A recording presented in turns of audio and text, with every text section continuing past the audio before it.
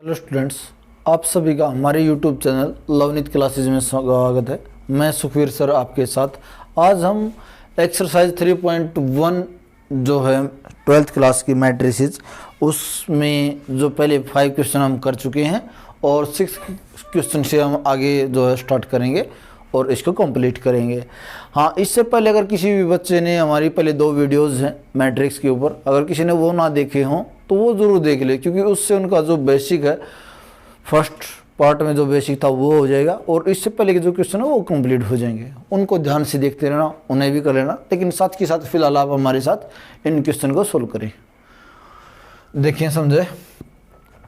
देखिए, हमारे पास ये जो मैट्रिक्स है क्वेश्चन नंबर 6 का जो फर्स्ट पार्ट है 4, 3 और x और 5, इसका ऑर्डर देखोगे ये क्या है 2 क्रॉस 2, और इसका y z और 1 और 5 इसका भी ऑर्डर क्या है 2 क्रॉस 2।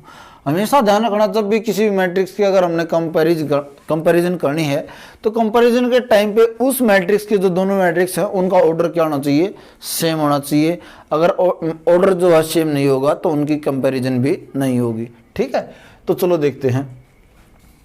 अब उसने कहा कि ये दोनों मैट्रिक्स इक्वल हैं, ऑर्डर भी सेम है, तो यानी कि सेम पोजीशन पे जो एलिमेंट्स हैं उनकी सेम वैल्यू होगी, यानी कि 4 इक्वल टू वाई, यानी कि y की वैल्यू कितनी होगी 4।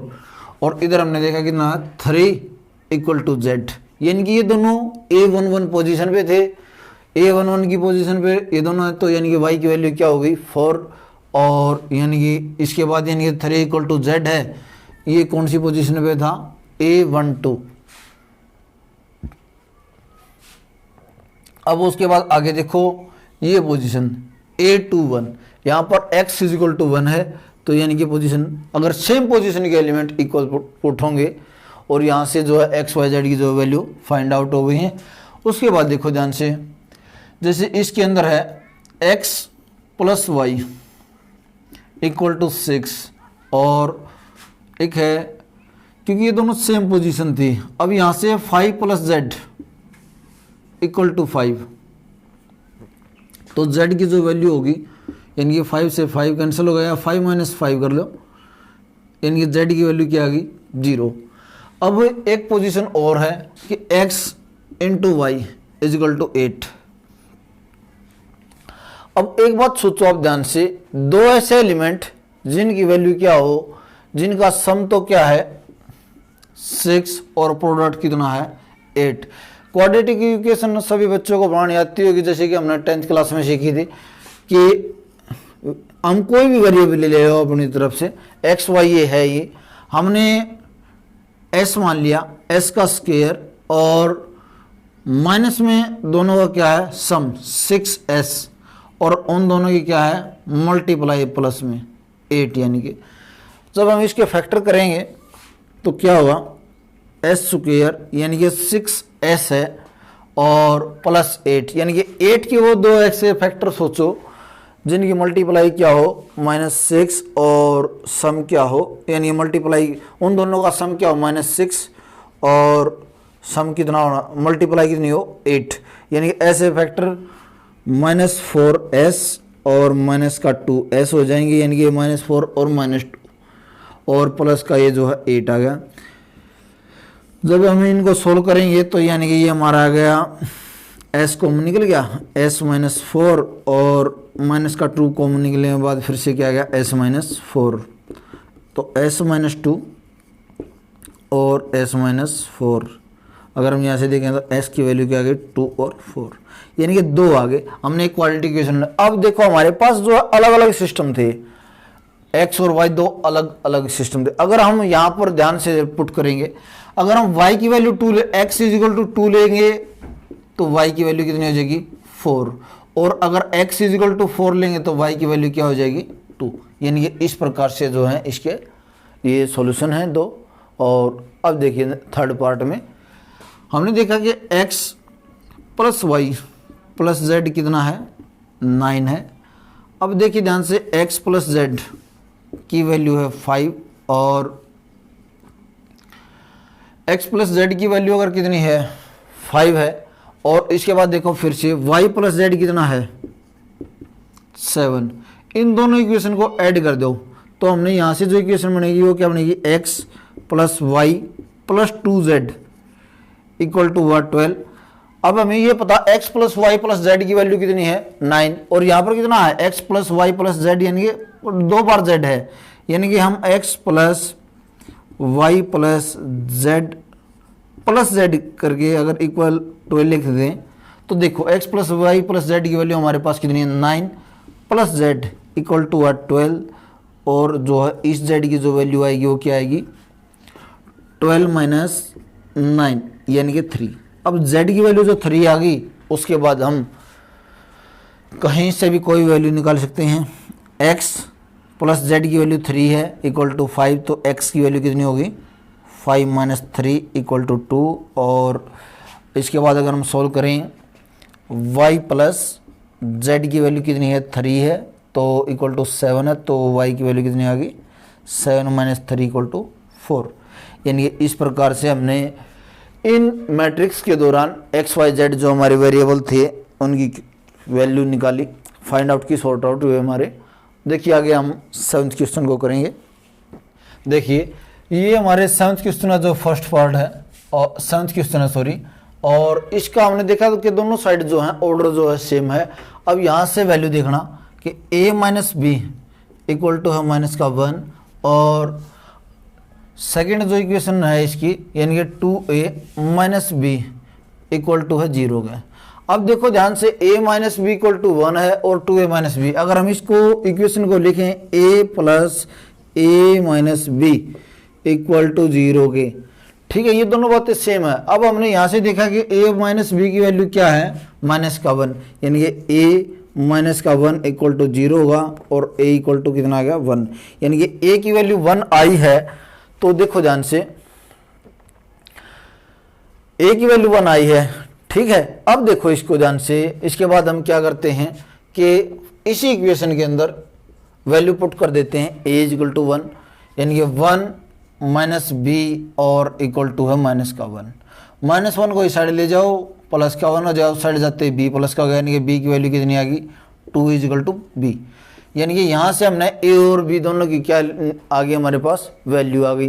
अब देखो इसके बाद हमारी वो जो वैल्यू है वो क्या 2a plus C equal to 5, यहाँ से जो इक्वेशन बनी है हमारी।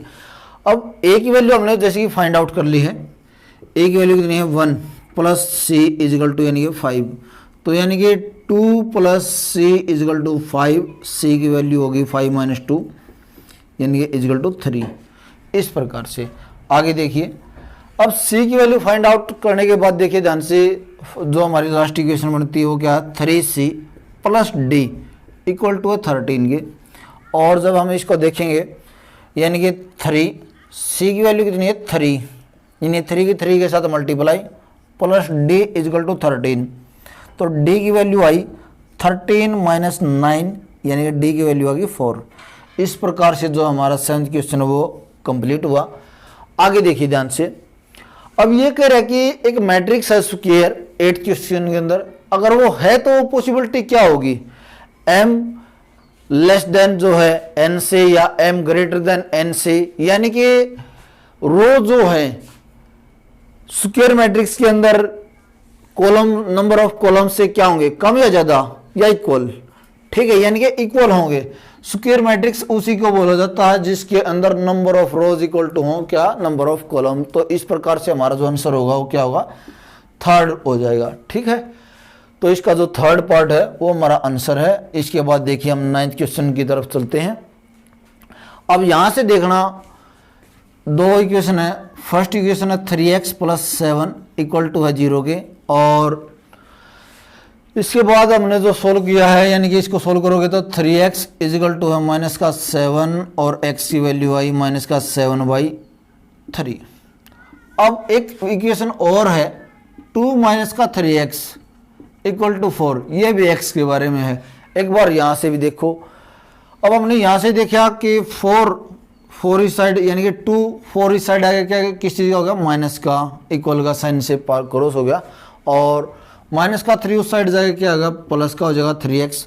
यहाँ से हमने देखा कितना आया माइनस का 2 और इक्वल टू 3x, यानी कि हमने अगर यहाँ से वैल्यू निकाली x की तो माइनस का 2/3 इक्वल टू x। ये देखो यहाँ से x की वैल्यू कितनी आई, -2/3, यहाँ से x की वैल्यू आई कितनी, -7/3, जो कि यानी कि वेरिएबल एक है इसके अंदर और वैल्यू क्या आ रही है अलग अलग, यानी कि ऐसी पॉसिबिलिटी नहीं हो सकती एक मैट्रिक्स के अंदर। इसी प्रकार से अगर हम y का देखेंगे कि y + 1 = 8 है, तो यानी कि y की वैल्यू क्या आई, 8 - 1 = 7 के। और नेक्स्ट जो वैल्यू है यानी कि y - 2, ठीक है, y - 2 = 5 है, और यानी कि y की वैल्यू 5 + 2 7। जिस प्रकार से बोथ इक्वेशन से यहाँ पर y की वैल्यू सेम आई है, इसी प्रकार से x की वैल्यू भी क्या होनी चाहिए थी, इक्वल होनी चाहिए थी, और तभी हम इसको पॉसिबिलिटी में मानते और इसको सोल्व मानते। क्योंकि हमने ये बताया था कि दोनों मैट्रिक्स तभी इक्वल होंगे जब उनका ऑर्डर सेम हो और उनकी हर एक पोजीशन पे क्या हो, वैल्यू भी सेम हो। ठीक है, इक्वल कंपैरिजन तो हम तब कर सकते हैं जब उनका क्या हो, ऑर्डर सेम हो, लेकिन दो मैट्रिक्स इक्वल क्या होंगी, जब उनका ऑर्डर भी क्या हो, सेम, और ऑर्डर के साथ साथ क्या हो, हर एक पोजीशन पे उनकी वैल्यू जो है सेम होनी चाहिए इक्वल मैट्रिक्स के लिए। ठीक है, तो इस प्रकार से दोनों मैट्रिक्स जो हैं इक्वल नहीं हैं और ऐसा पॉसिबल नहीं हो सकता। ठीक है, चलिए आगे देखते हैं, हमारा लास्ट क्वेश्चन है। चलिए दो स्टूडेंट्स देखते हैं आगे। ये हमारा 10th क्वेश्चन है। इसमें एक मैट्रिक्स है 3x3 ऑर्डर की है, और उसके जिसके अंदर उसने ये कहा कि हमने दो एलिमेंट्स सिर्फ और सिर्फ 0 और 1 ही यूज करने हैं। इन दोनों को यूजेज से कितनी मैट्रिक्स बन सकती हैं, तो जैसे कि बेसिकली 3x3 मैट्रिक्स के अंदर में पता है नंबर ऑफ जो एलिमेंट्स होंगे वो कितने होंगे, यानी 3 × 3 एलिमेंट्स होंगे टोटली 9। अब ये जाने कि इसके अंदर एलिमेंट्स 9 हैं और 9 एलिमेंट्स होंगे, और ये हमारे पास यानी पॉसिबल केस कितने हैं, 2 पॉसिबल केसेस के अकॉर्डिंग हम इसके अंदर जो नंबर ऑफ पॉसिबिलिटी बनाएं तो कितनी बनी होगा क्या। जैसे कि मान लो 2 एलिमेंट्स हैं और हर एक एलिमेंट्स को कितनी जगह पुट करना है, 9 पोजीशन पर, तो वो 0 से लेके एक बार तो 1 से लेके 9 पोजीशन तक जाएगा। तो उसका जो सिस्टम बनेगा वो ये होगा कि 2 की पावर 9, ठीक है, यानी कि 2 की पावर कितना होगा, 9, और यानी कि इसका आंसर जो आएगा वो आएगा 512। बहुत सारे बच्चे इसको बिलीव नहीं करेंगे, मैं जस्ट कुछ मैट्रिक्स आपको बना के दिखा देता हूँ, उस प्रकार से आप समझ जाएंगे कि सर हाँ ये एक्चुअल में यहाँ तक पहुँच सकते हैं नहीं। देखो ध्यान से, हमने एक मैट्रिक्स बनाई, हमने स्टार्टिंग में ली 0 0, ठीक है, ये हमारी पहली मैट्रिक्स थी, हमने इसको इस प्रकार से बना लिया। अब 0 और 1 के अलावा दूसरी जो मैट्रिक्स बनाएंगे, हमने केवल एक पोजीशन पर 1 पुट कर लिया और फिर से हमारी दूसरी नई मैट्रिक्स तैयार हो गई है। अब फिर से हमने क्या किया, थर्ड, अब की बार हमने इस फर्स्ट पोजीशन पे नहीं लिया 1 को लिया हमने सेकंड पोजीशन पे, इस प्रकार से। अब हम इसको सिर्फ थर्ड पोजीशन पे लेते हैं, 0 0 1 0 0 0 और फिर से 0 0 0। अब इसके बाद हम इसी प्रकार से करते रहें। ध्यान से देखोगे तो पोजीशन कितनी है, 9 पोजीशन है। 1 पहले एक बार आया और एक बार पुट होते होते कितनी पोजीशन पर चले आएगा, 9 पोजीशन बनेंगी उसकी, 9 पोजीशन होंगी। तो ये लगा लो, एक 0 0 ये अलग एक थी और एक पोजीशन वाली 9 ये आ जाएंगी। अब 9 1 को हमने एक बार यूज किया है, 2 बार यूज करके देखो एक बार, चलो अगली बार 2 2 1 1 0 और 0 0 0 फिर से 0 0 0। सर ये तो एक बन गई। दूसरी देखो, हमने 1 को फर्स्ट पोजीशन पर ही रखा, दूसरी 1 को हम चेंज करते हुए चलेंगे इस प्रकार से, फिर से 0 0 और फिर से 0 0। ये हमारा क्या, सेकंड पोजीशन। अब हम थर्ड पोजीशन की तरफ चलते हैं, यानी कि 1 और 0 0 1 0 0 फिर से 0 0 0 इसके बाद हम देखें क्या बनेगा, 1 0 0 है, 0 1 0 और 0 0 0। अब आप बोलोगे सर जी वहाँ पर 1 के लिए 9 पोजीशन थी तो 9 बन गई थी नेक्स्ट वाली, और एक ये थी। अब हमने देखा सर फर्स्ट वाला जो 1 है वो हमने फिक्स कर लिया, सेकंड जो 1 था उसके लिए कितनी पोजीशन थी, 8 पोजीशन होंगी सर, 8 ये तैयार होगी। अब मैं ये बोलता हूँ ये तो जब पॉसिबल थी जब वो 1 किस पोजीशन पे था, यानी कि 2 पर।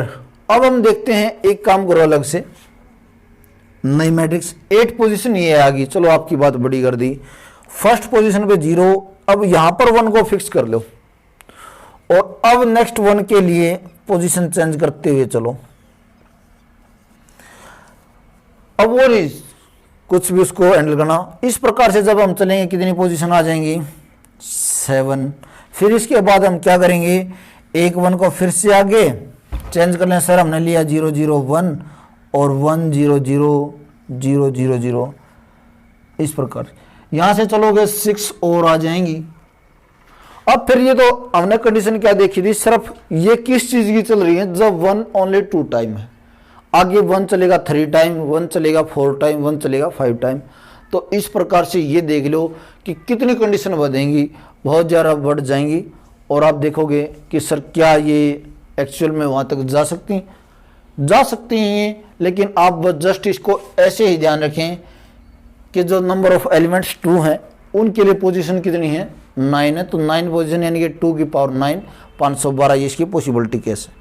ठीक है, आपको एज ए हिंट के लिए आपको मैंने ये बता दिया कि मैट्रिक्स जो इसकी किस प्रकार से तैयार होंगी, कितनी बनेंगी। ठीक है, नंबर्स का तो आपको पहले पता चल गया था, लेकिन आपको एज ए हिंट के लिए मैंने ये बता दिया। धन्यवाद, हमारी एक्सरसाइज कंप्लीट हुई, और जिस किसी भी बच्चे को अगर प्रॉब्लम है तो हमारा इसी नाम से जो है टेलीग्राम पर भी चैनल है, आप उसको ज्वाइन करें और अपनी प्रॉब्लम को हमारे साथ शेयर करें, और कमेंट में भी आप अपने प्रॉब्लम्स को बोल सकते हैं, बता सकते हैं हमें। और इसी के साथ धन्यवाद, आप हमारे चैनल को लाइक करें, शेयर करें, सब्सक्राइब करें। धन्यवाद।